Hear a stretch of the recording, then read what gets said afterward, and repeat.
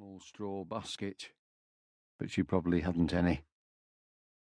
The Hemulan, who had built the foundlings' home, snorted her customary snort and clamped a numbered seal on my tail to avoid mixing me up with the other Moomin children. There were a lot of us, and we all soon became grave and tidy youngsters, because the Hemulan had a most solid character and used to wash us more often than she kissed us. Still, she had one little weakness. She was interested in astrology, and every time a Moomin child was found on her doorstep, she observed the position of the stars. They seemed to be most important things. Just imagine, had I come into the world only half an hour later, I would have felt compelled to join the Hemulic Voluntary Brass Band, and one day earlier, only gamblers were born. Mothers and fathers should keep such things well in mind. But when the Hemulan looked at my stars, she just shook her head and exclaimed, "This will be no easy Moomin. He's over-talented." I think she was right, except that I have always felt at ease with myself. I'll never forget the house we lived in. It wasn't like a Moomin house at all. No surprising nooks and corners, no secret chambers, no stairs, no balconies, no towers. The foundling's home was bleak and square, and it stood on a lonely heath.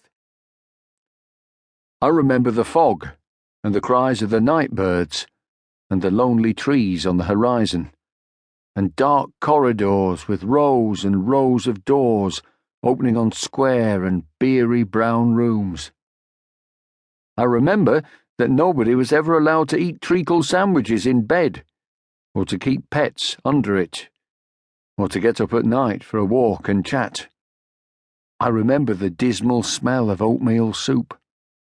And just imagine that you had to carry your tail at a certain angle when saying good morning to the Hemulan.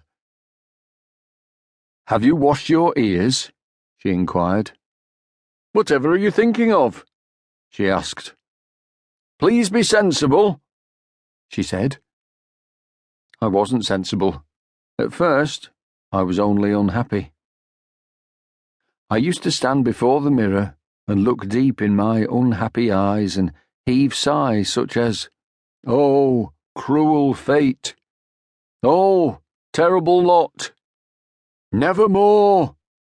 And in a few minutes, I felt a little better. But then spring came. It came all at once. Shoots and sprouts pushed dazedly out of the ground, crumpled like the ears of newborn Moomin children. New winds were singing at night, and the world was full of all kinds of whirring, chirping, and humming noises. Everything was new once again. And one day I heard a calm, regular thunder far away. The sea had shed its ice, and the surf was breaking on the shore. But we were never allowed to go to the shore. I walked about, all alone, thinking. I thought of everything I've just described to you, of stars, Hemulans, square rooms, tail seals, and the surf. And I expect you'll understand that I decided to run away. There simply wasn't anything else to do. The escape was easy, almost too easy.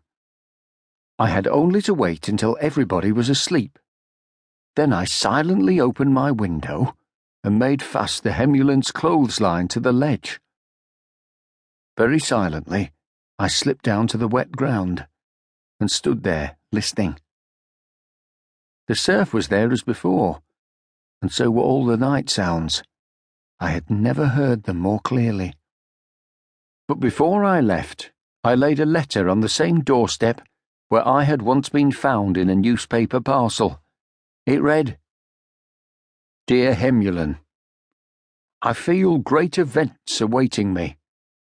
Life is short, the world is enormous. Perhaps I shall return one day."